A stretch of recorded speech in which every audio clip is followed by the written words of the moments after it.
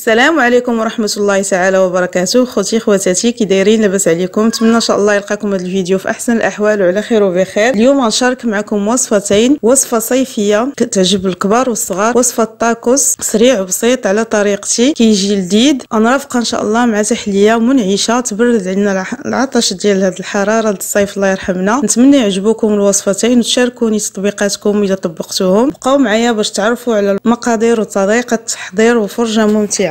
الوصفه الاولى طاكوس بالكفته. بسم الله على بركه الله. غنحتاج كحشوه لهاد الطاكوس بالكفته. عندي واحد الحبه ديال البصل كبيره بشلده رقيقه كيف ما كتشوفوا، واحد الحبه ديال الفلفل الاخضر وحبه الفلفل الاحمر، عندي 500 غرام ديال الكفته، اي نوع ديال الكفته ممكن تستعملوا، عندي ربيع قزبور ومعدنوس مقطعين. بالنسبه للتوابل عندي هنايا الاعشاب المنسمه او لي زيرب دو بروفونس، نصف ملعقه ديال الخرقوم او الكركم، الهريسه على حساب الذوق، عندي الثوم مجفف، الفلفل الاحمر او البابريكا نصف ملعقه، ملعقه ديال السكنجبير ملعقه صغيره، ملعقه ديال القزبور يابس. نعمل الزيت في المقله وغندي هاد المكونات كلهم يتشحروا. زيت المائده تقريبا 3 معالق. عملت الكفته مع البصله والفلفله يتشحروا فوق النار. من بعد ما تشحروا كيف ما كتشوفوا معايا غنضيف التوابل اللي سبق وذكرتها، وغنضيف الربيع نخلطهم يتنكهوا.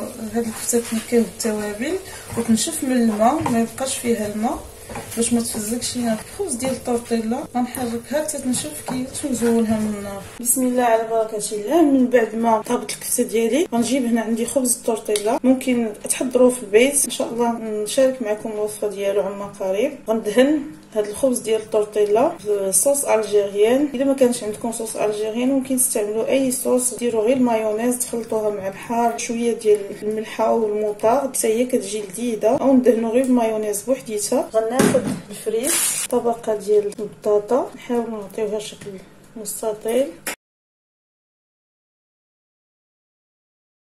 ناخذ الكفته بحال هكا نوزعها.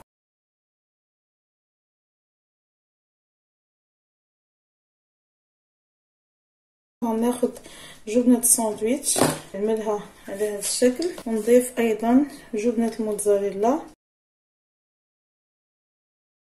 وغنسد على هذا الشكل. كنجيب هذا الطرف كنلويه عليه الطرف الاخر وكنتكي بحال هكا، وكنجمع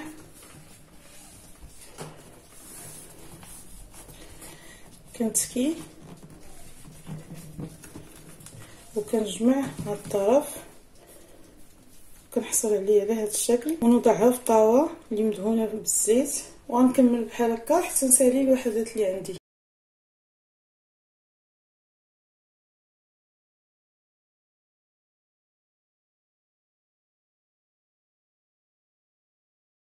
من بعد ما ساليتهم كيف ما قلت لكم وضعتهم في الطاوه اللي مدهونه بالزيت، غادي ندهنهم بهاد الصلصه الجزائريه او صوص الجيريان اللي ضفت ليها صفار وبيضه. جربوه بالطريقه اكيد ان شاء الله غادي يعجبكم.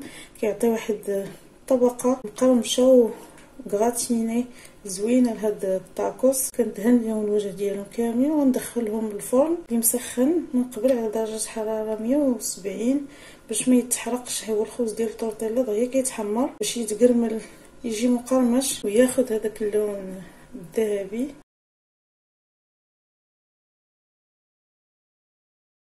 وهذا هو الطاكوس ديالي اللي شاركت معكم اليوم. شفتوا معايا كيفاش كيجي محمر، كيجي ياخذ داك اللون الذهبي غراتيني. رشيت عليه الفرماج من الفوق وشويه ديال الربيع والهريسه. هاد الطاكوس راه تبارك الله الحجم كبير. خبز الطورتيلا اللي استعمل القطر ديالو 30 سنتيم. نقطع معكم باش تشوفوا كيفاش كيجي من الداخل. بسم الله. شفتوا معايا كيفاش كيجي من الداخل، كيجي محمر كي قلت لكم من الجهتين. تقدموه بشكل فردي بلا انديفيدويل، او تقدموه هكا عائلي رافقته بسلطه مشكله كتجي لذيذه ومنعشه في هذا الصيف. فيها الخس، البربر، الطماطم، السوريمي، التفاح، القرقاع، الزبيب، كرموس او الباكور، كل واحد شنو كيسميه، الخيار، الزبيب والقرقاع. سقيت هاد السلطه بلاصوص فينيغريت. نتمنى ان شاء الله يعجبكم الاقتراح اللي اقترحت لكم اليوم ديال هاد الطاكوس سريع اقتصادي وكيجي لذيذ. والسلطه ايضا جربوها، اكيد ان شاء الله غادي تعجبكم. لاصوص فينيغريت فيها معلقه د المطارد كبيره، 2 معالق ديال الحامض او الخل اللي متوفر عندكم، شويه الملح، البزار، ومعلقه ديال زيت العود او زيت الزيتون، طريقه ديال الثوم بودره. نتمنى ان شاء الله تجربوا الوصفه ديال الطاكوس كيف ما قلت لكم. ايضا السلطه راه كنقطع هاد المكونات اللي قلت لكم وكنسقيوها بصوص فينيغريت اللي هي سهله وسريعه في التحضير. واخا ما شاركتش معكم بحق راه قلت لكم المكونات والطريقه ديالها سهله. الوصفه الثانيه مهلبيه بالكيوي. بسم الله على بركه الله. غنحتاج لتحضير هذه التحليه. عندي هنا نصف لتر ديال الحليب، عندي 2 معالق كبارين ديال النشا، 3 معالق كبار ديال السكر حبيبات او سنيده، 1 الياغورت او جبنه بيردي. نضيف الفانيلي التنسيم، كنتنسمو باي منسم بغيتو، باي نكهه بغيتو. نضيف على بركه الله السكر والمايزينا او النشا. هذه تقريبا بحال المهلبيه، غير المهلبيه كنديروا فيها الماء الزهر، ما كنديروش فيها بيرلي. غنخلط هاد المكونات حتى ينسجموا، ميبقاوش عندي تكتلات. كنعرفوا المايزينا كتهبط القاع وكتحجر، نحركو مزيان حتى ينسجموا هاد العناصر. وغنردها فوق النار حتى تبدا تختار هاد الكريمه وتعقد وتكونوا فيها فقاعات. شفتوا معايا وضعتها فوق النار، هي بدات كتختار. نتسنى عليها تكونوا فيها فقاعات ونزولها من النار.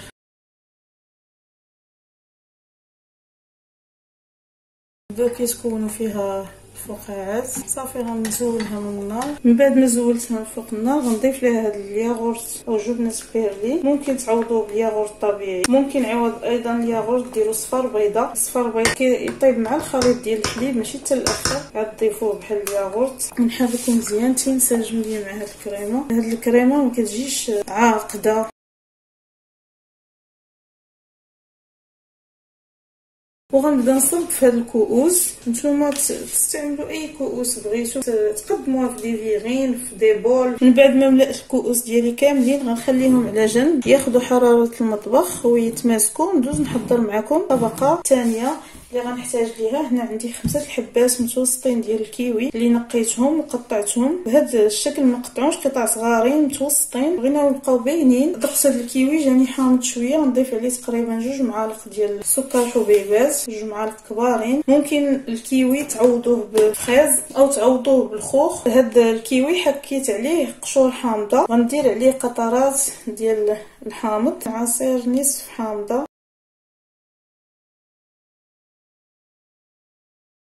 عندي هنا غنحتاج ايضا كاس لارب ديال الماء، ممكن تعوضوه بعصير كاس ديال عصير البرتقال، حنا نسهلوها. غندير معاها معلقه كبيره ديال النشا او مايزينا باش تخثر لينا هذا الخليط ديال الكيوي. نخلطهم حتى ينسجموا. وغنرد هذا الكيوي فوق النار، غيبدا يطلق الماء بوحديتو. كنعرفوا السكر فاش كيذوب كيطلق الماء. ايضا الكيوي غني بالماء. غنديرو فوق النار حتى يبدا يغلى. عاد غنضيف ليه هذا الخليط ديال الماء مع مايزينا. شفتوا معايا وضعت هذاك الكيوي فوق النار، هذاك السكر داب. نستنى عليه يبدا يغلى وغادي نضيف ليه الماء مع مايزينا.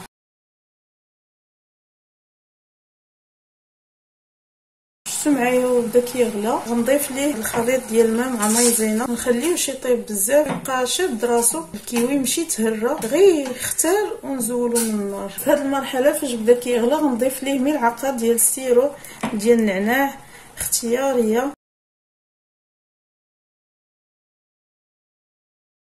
صافي غنزولها من النار.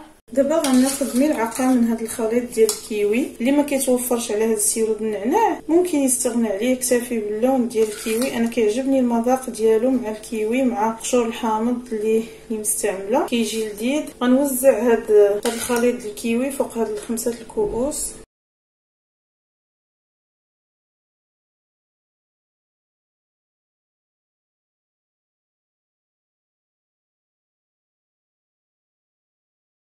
ونخليهم على جنب حتى ياخذوا الحراره ديال المطبخ، وندخلهم للثلاجه حتى يبردوا مزيان. عاد نقدمهم. وهذه هي التحليه ديالي من بعد ما ساليتها. درتها في الثلاجه حتى بردات، قدمتها على هذا الشكل كيف ما كتشوفوا. زينتها بحبات ديال الفريز مقطعين على هذا الشكل كيف ما كتشوفوا شي كثر ديك الخضوره. شفتوا معايا كيفاش كيجيو طبقتين. الطبقه الاولى ديال تقريبا بحال المهلبيه ديال الكريمه بالحليب وديال الكيوي اللي منسم بالحامض والسيرو ديال النعناع، كتجي لذيذه ومنعشه. نوعوا بها تحليات ديالكم في الصيف تبردوا بها، ماشي مكلفه.